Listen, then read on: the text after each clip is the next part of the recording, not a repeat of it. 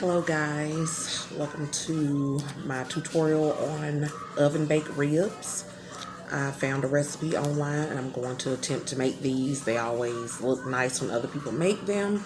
So I'm going to show you how I prep them and get them in the oven. So let's get started.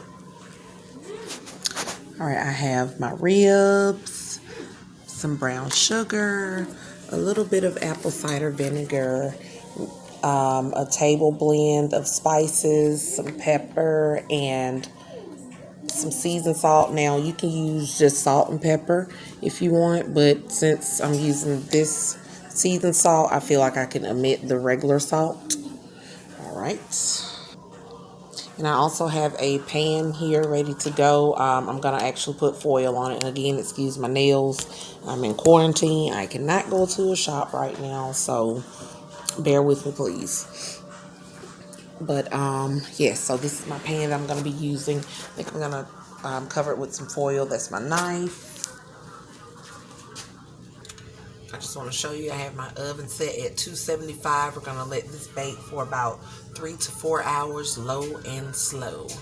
Alright, so I'm going to see if I can get my camera set up here, and I hope that you can see me really good. So I'm new to this and I'm still learning the ins and outs. Bear with me, please. Hoping that's good.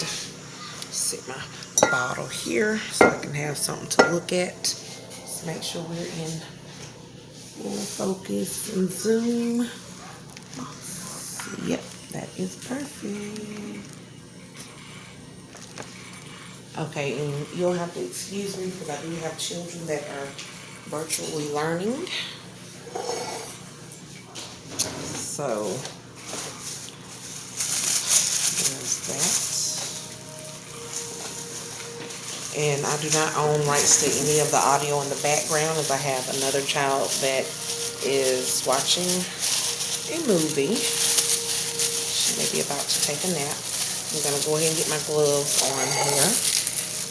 Okay, like I said, I have my ribs. I also have a chair set up too, so I can sit when needed. So first, the recipe told me that I need to remove a membrane across the back. So, and this counter has been sanitized, wiped down several times, just to ensure that we're being as clean as possible. Just gonna go ahead and make sure that. If you're a vegan, please do not watch. I repeat, please do not watch if you are vegan. This is not the video for you. Sorry, but yeah, this just isn't the one. So I'm gonna get this over to the sink and rinse it because I just cannot stand all of this blood. I cannot.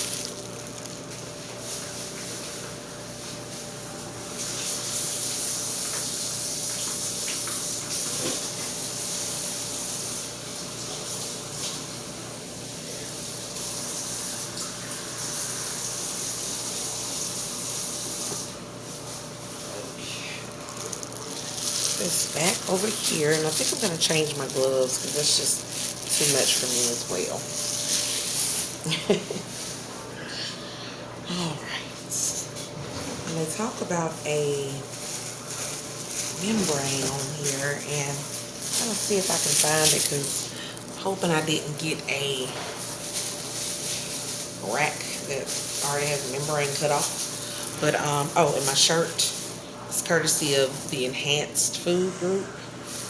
The creator is Mr. Peter Paul or PJ, whichever he wants to go by. But a really nice group, really awesome guy, very, very inspirational. I'm a part of that movement.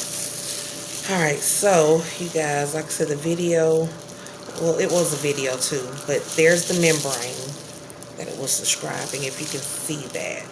I'm going to have to try to get under there and cut this. There we go. And this should yield a more tender rib. And do not worry, I will be cleaning this once more. And it did say something about if you cannot grasp it properly to take a napkin just to grip it. I'm going to see what I can do. I don't want to tear up my ribs. I really don't. Let's see. Membrane. And I think I may have to use a napkin on my clean bare hands just to do this. So let's see. I really don't want to get in here. Oh my God. Okay, so I really would like to be cutting away from myself. I know a lot of people may say, that should be coming off easier. Well, I don't know what I'm doing. This is a first for me. You are seeing it here first. So bear with me, my facial expressions, everything. Oh, look, you guys, and I'm getting a nice pull there. This is the part that you would pull off when you're eating the ribs after they've been cooked. That nice piece on the back. I'm just showing you guys, and I'm literally just getting a nice grip on it and just pulling. Alright, pretty done. That's that membrane. Okay. Let's see.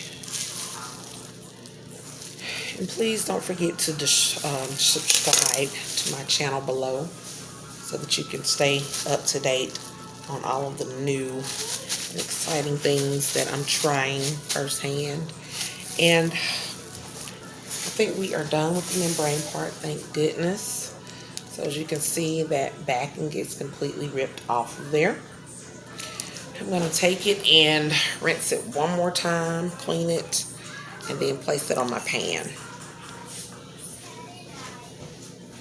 And when I become a famous, person on here, then I have someone to follow me as I go and wash things off camera so that you guys can see what's happening. But I literally just rinsed it.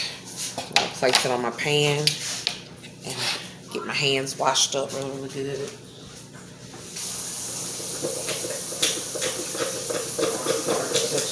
Anything else?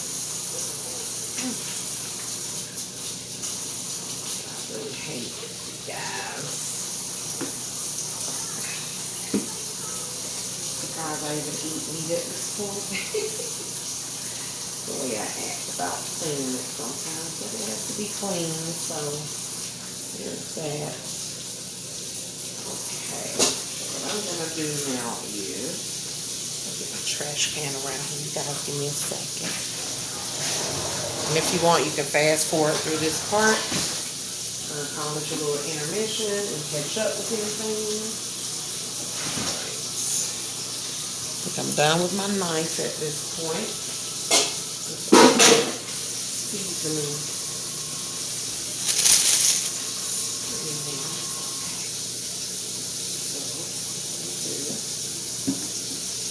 My hands washed up again. That's very, very important to keep your hands washed and clean. No cross-contaminating anything. And I even dry my hands in sanitize. So I take an additional step. Okay, so now I'm going to clean my counter space really, really well. My meat out of the way. And what I actually like to do is move it completely out of the way, so that nothing gets sprayed inside my food.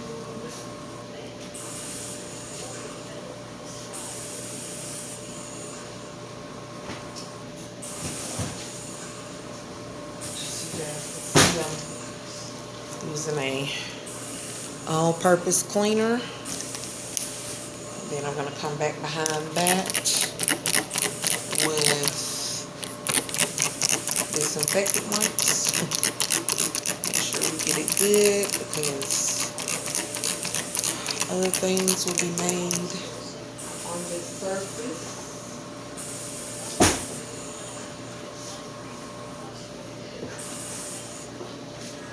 Disinfect Lysol wipes.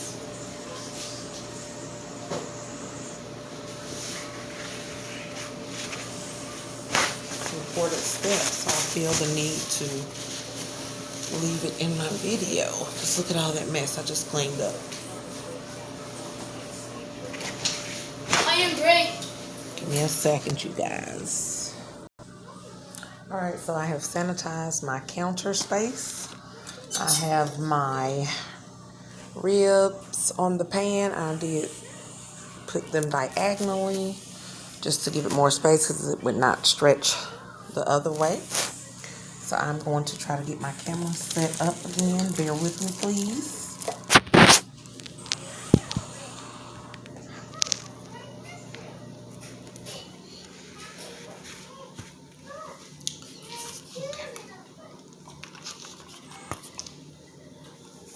Now, previously I did say something about apple cider vinegar. So I think I'm going to, and that's only used in this recipe for the barbecue sauce. I do want to specify that. Right now we're just doing a dry rub. Right now this will just be a dry rub. So, again, I'm using some, I'm going to mix everything together a bit. Get a bowl.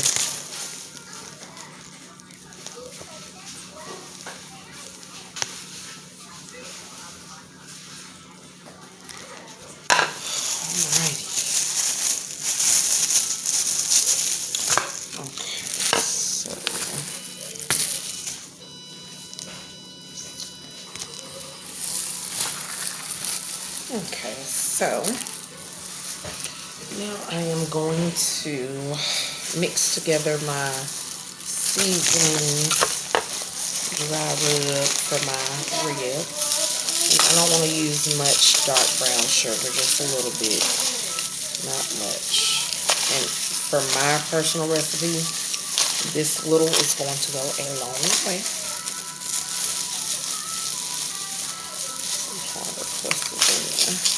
Look at that. Okay. Not too hard or something in there. That brown sugar. I'm going to make sure that you do have enough. So I'm going to say I'm going to get about 1/4 of a cup to 1/2 a cup of brown sugar. You can use light or dark. I'm going with dark. And I'm just crumbling it in my bowl.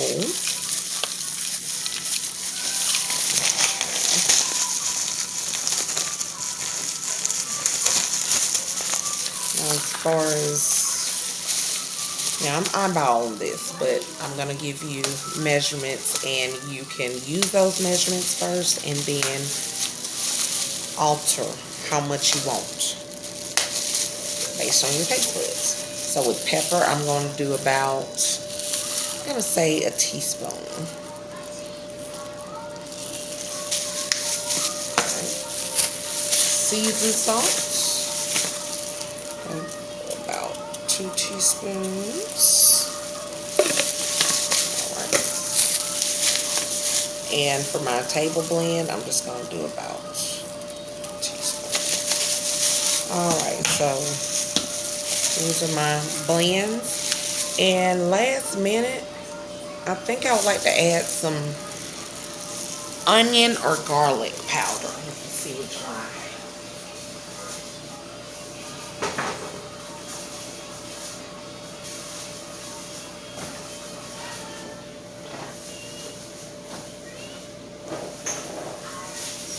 There's a little bit of sugar, and I dropped it. Some onion powder. That's going to be about a teaspoon as well. I'm starting out with small increments because you never want to over season. I'd rather be under seasoned than over. feel like when it's under seasoned, it's still edible. And if you need more, just mix more of this and rub it in really, really good on your ribs. And again, my oven has been preheating at 275. Depending on where you live, you may need to alter that as well. So now I'm just gonna, since we're gonna bake these with the meat side, that'll be the fatter side, I guess you could call it, up.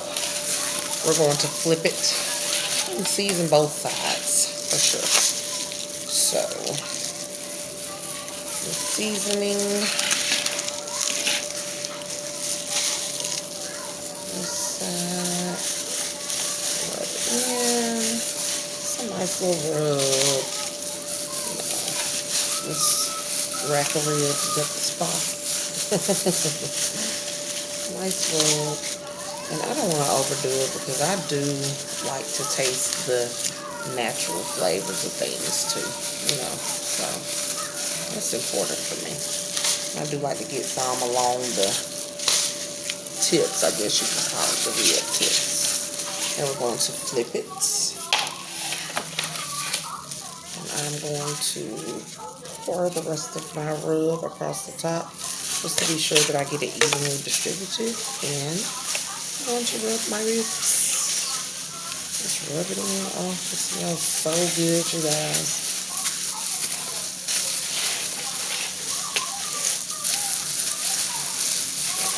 I'm gonna massage it in there. Why not, right? If I had an injector tool, I probably would inject some on the inside. Oh man, it smells amazing. So a final look at my rubbed rack of ribs.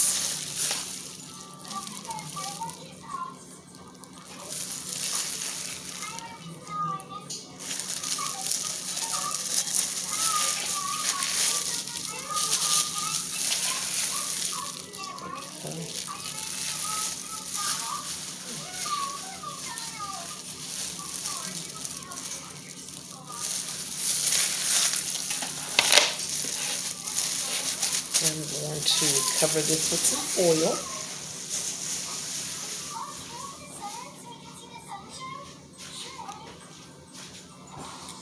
I do like to wash my hands right after that bit of handling. Always careful there. Frequent hand washing can lead to tons and tons of dry skin. So just want to keep you a nice moisturizer around. You guys, I know this is going to smell so good. Oh my goodness. They already smell good. I'm super proud if I can make some ribs that fall off the bone. I don't think this is going to be wide enough for my pan. It's not, so I'm going to go this way. Got it. Not just directly on top of the meat, but honestly, I end up having to. So we're going to get that wrapped.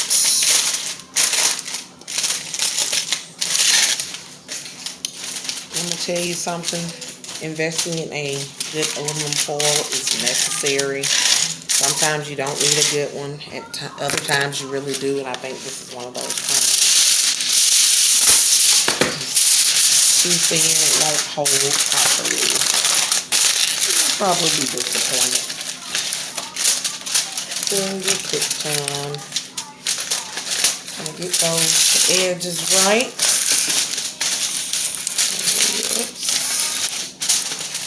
And they look nice and covered. And ready to go in the oven at 275 degrees for 3 to 4 hours. So that is the tutorial on the prep for my baked ribs. And I cannot wait to see what happens when they come out of the oven. I will be posting a short video, I guess, of those. But please don't forget to subscribe to my channel, share with your friends, family, and just support, wherever you can. And try out some of these amazing DIY tutorials. You never know what'll happen. Thank you guys. See you next time.